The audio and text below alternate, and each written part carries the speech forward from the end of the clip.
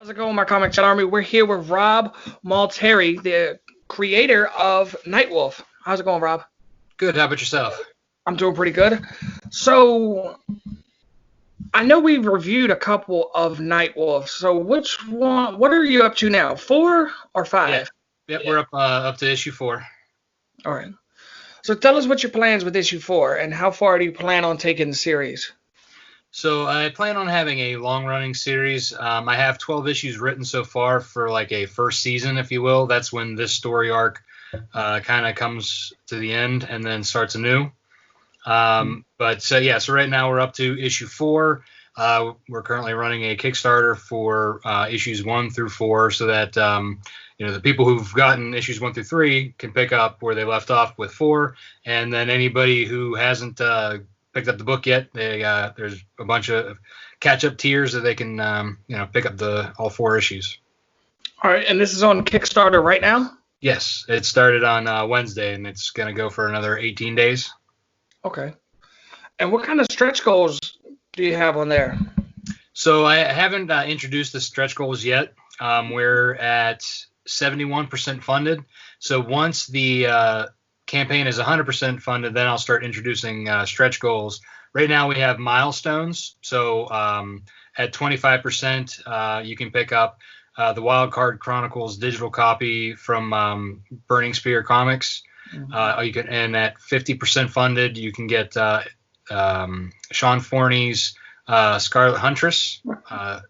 And then we also have a couple other goodies as the milestones get hit.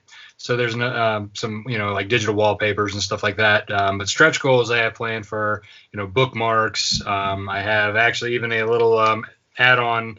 I know you can see this little fellow right here. It's a Lego minifig of the character. Nice. So that'll be, it's one of my stretch goals that you can add on to any pledge later on after we're 100% funded. I think that's a first. I've not seen anybody do Lego minifigures yet. Well, I've seen a couple others do them, but not with the werewolves. That's a little more. These guys are harder to find and custom. So I had to. I reached out to Justin Stebbins from Saber Scorpion's Lair. He does a lot of custom minifigs.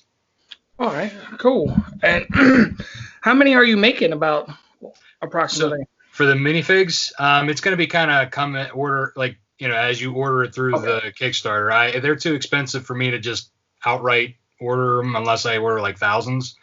So it's really just as the add-on, and if you want it, I'll have it made for you personally, and whoever wants to get it. What character is the minifig? So the minifig is the main figure. He's Nightwolf. So you can see here, he's got the torn jeans, and he's got the sword going on. He's even got a little tail in the back. Nice. All right, cool. And you said you was going to do a spin-off character? I mean, yeah. So so there is a female werewolf character named Snowpaw who becomes Nightwolf's mentor, and she is actually a couple hundred years older.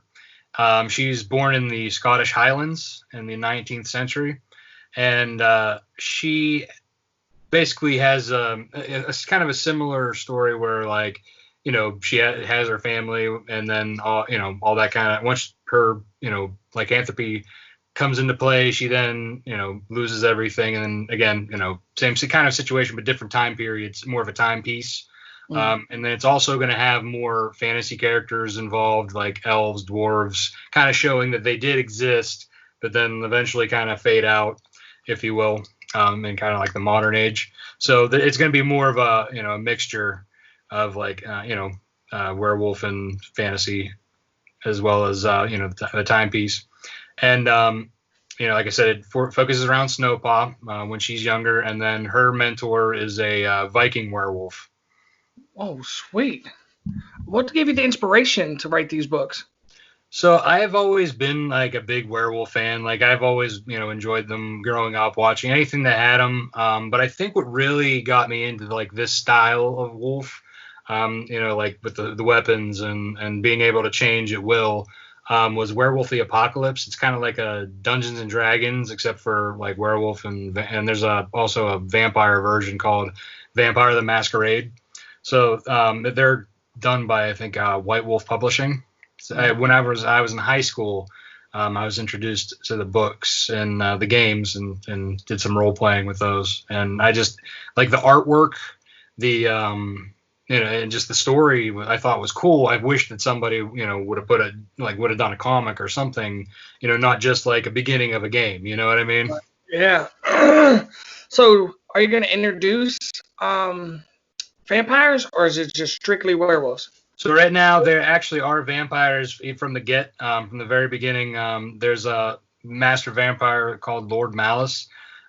He's basically the ruler of a dark covenant in this part of basically the northwestern part of the United States. Basically regions are broken into different, master vampires or master werewolves, different supernaturals, kind of like a regional setup. Actions. Yeah. Okay. And they're, and they all basically, all serve the Dark Lord, in the end, but they all have their own serving purposes as well. Is there going to be a war between all of the factions? Or I think for this one, it's kind of just introducing this region. After 12 is over, Nightwolf starts traveling the country, so you'll be seeing more of the world opening up, where there will be some factions fighting each other. Also, just bigger, just more like I said, world opening, things going on. All right. And can people get the book off of Kickstarter? Yes. So you can get all 4 issues through Kickstarter, or if you wanted to get 1 through 3 now, you can go to my website. It's shop.lonewolfcomics.com and pick up a digital or a print copy of the first 3. All right. Sweet. And with Lone Wolf Comics, are you doing other books besides Nightwolf? Yeah, so I have 3 other titles aside from Nightwolf and the Snowpaw spinoff. One's Crimson Dawn. He's basically kind of like a failed experimental super soldier who breaks off out of this company who's basically trying to mass produce weapons and has basically owns this entire city. It's kind of like a corporate owned city, and they basically run the whole show, but they do a lot of illegal experimentation, and so a lot of basically what Crimson Dawn does is that he fights this corporation and also saves other experiments, and they kind of have this little group called the Failed Experiments. So it's basically kind of one of those like Saturday morning cartoons fighting against good and evil kind of superhero things. Right. How far is that book up to? So I'm that one isn't released yet. I'm still working out the scripts on that one. I can only release so much at a time. Having a full-time job and a family, can only get so many books out at a time by myself. And then working with my artists. So that's one of the next ones I'm going to be taking in between doing Nightwolf books. And then the next one also I have a few more. There's Redemption, which actually ties a little bit more in with Nightwolf. He's a Seraphim Enforcer, which is basically kind of like a guardian angel, and he basically, fights along against other covenants, in a different region. So eventually those two will kind of meet up. And then there's also Arcane, which is a what I call an Eternal. He's basically like a demigod. And he's basically a guy in college in a band, is trying to make his way through, and then he gets these powers, just because he, being a demigod, didn't realize it at first, but then once his mother kind of spills the beans that his dad really wasn't his dad, he was his adopted father. His real dad was kind of what we considered a mythic, which would be humans perceive them as gods, kind of like Thor and some of the Roman gods as well. They basically make people think that they were the Norse gods or the Roman gods or the Greek gods, but they're actually these mythic celestials. Oh, wow. You got this all planned out. It sounds pretty cool.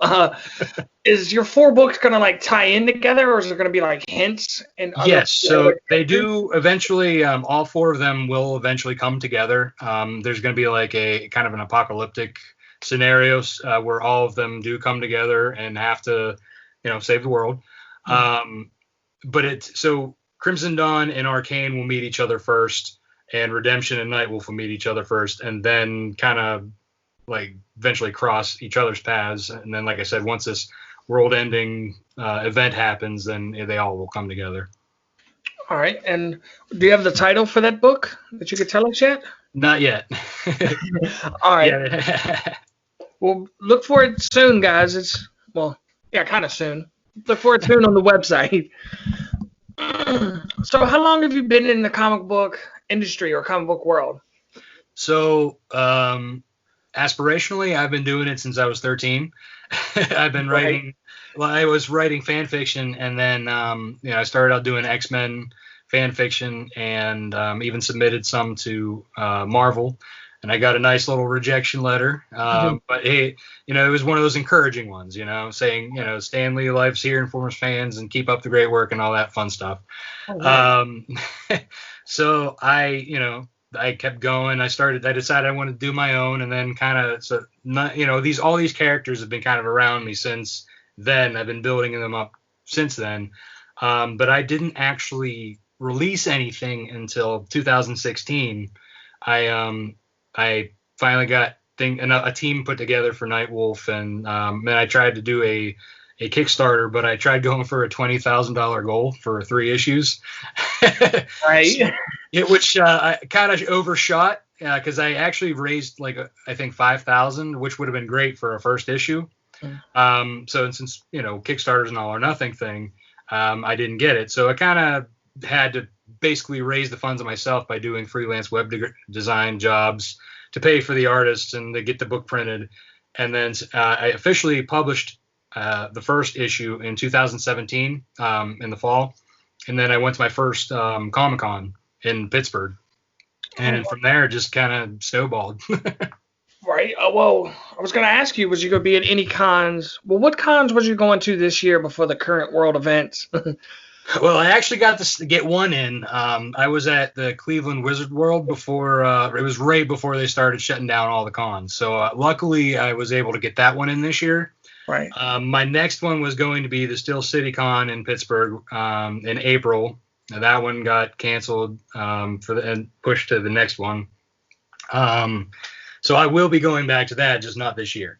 And I think the next one was another one in Pittsburgh as well, was the Three Rivers Con. That one also got pushed to next year.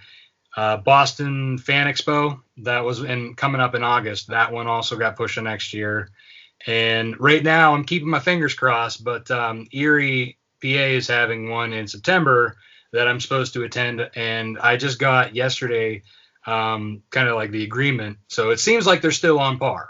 Okay. But you never know, if things spike again, you know what I mean? Yeah. And then Baltimore is my big one in October, aside from the Boston one. But so the one in Baltimore, the Baltimore Comic-Con is still on as far as I know. I haven't heard anything else yet, so I still have my Airbnb for that one. Right. All right, guys. If you're in any of the areas that Rob just listed, go out and say hi and tell them that you've seen the interview. Do you have a comic pool right now? Are you reading anything? Yeah, I've actually been reading a lot of my fellow indie creators. I've been supporting a lot of people on Kickstarter and just in groups talking with other people. Right now, I'm really into White Ash by Connor Hughes and Charlie Stickney, and Tart is another one that I'm into by Kevin Joseph. And let's see what else. I really got into Wailing Blade by Rich Dewick and Joe Mulvey. That's another good miniseries. Yeah, there's just so many to list. I have stacks. Just building. Is there a book out there, an indie book out there right now that you don't think got enough credit as it deserved? Let's see. We'll call it Rob Spotlight. Give us a couple Spotlight books, Rob. Yeah, I mean, I think a lot of them don't get enough that they deserve. Honestly, but I think off the top of my head, I'm trying, like, so many. Like, I have so many in my pile. It's just like, I hate to just name one. Right. Wow. You know what? Clay Adams, who does his comic company is Fried Comics. Mm. He has a kind of like Red Xmas comic. I think it's hilarious. It's supposed to be, it's campy. It's like the different holidays fighting Santa Claus and stuff like that. And it's like I don't think that kind of like humor gets enough play. But he actually just had a recent success with his spaghetti western zombie mix called the Deadskins. And so that one, I think, finally is getting some light shed on it, which is nice because I had read that first issue and used it for a Kickstarter reward last time around, and I was happy to see that when he put his Kickstarter out for that recently, that it was one of his best funding. So give a shout out to Clay for that. Right, we're gonna have to check that out. Let's see. So the Comic Cons, are these reoccurring Comic Cons that you're gonna go to? Like, I know they all got rescheduled, but these ones that you actively go to each year? Yeah, the ones closer to me, like in Pittsburgh, I go to the Steel City Con every year. And they usually do it 3 times, but I only go 1 because I can only put out so much stuff. If I went 3 times a year, I'd just be sitting there half the time, Right. Otherwise, I did Boston once before and I did Baltimore once before. So I kind of did those 2 years ago, took a break 1 year, did different ones. Like I think that year, the year after that, I did Motor City and Detroit. And then a couple other ones just kind of spread around. And then I kind of make my way back. So I kind of try to do it like in every other year for the farther off ones. Because I have to, drive between like 6 and 10 hours to some of them. Yeah. Do you plan on expanding Comic Cons outside of Boston? Yeah, so I would love to be able to get to a lot farther of a reach. It just right now, the logistics isn't there. I'd have to figure out how to get my stuff. Right now, I'm filling up, the back of my SUV and just driving, Right. So if to do the farther ones, I'd have to figure out the airfare and all that. But someday I do hope to spread out farther. All right. Well, that's about all the time we got for now, Rob. Is there anything you want to tell the people? Yeah. So if you guys are interested in checking out Nightwolf 1 through 4, like I said, it's on Kickstarter right now. We're almost to being fully funded. We have 18 more days. I got lots of stretch goals planned once we hit that 100%. And like I said, if you want to check out our website, it's lonewolfcomics.com. We're also at Facebook at Lone Wolf Comics, Twitter at Lone Wolf Comics, and Instagram at Lone Wolf Comics. All right. Is that all you got? Yeah. You want to do any shout outs?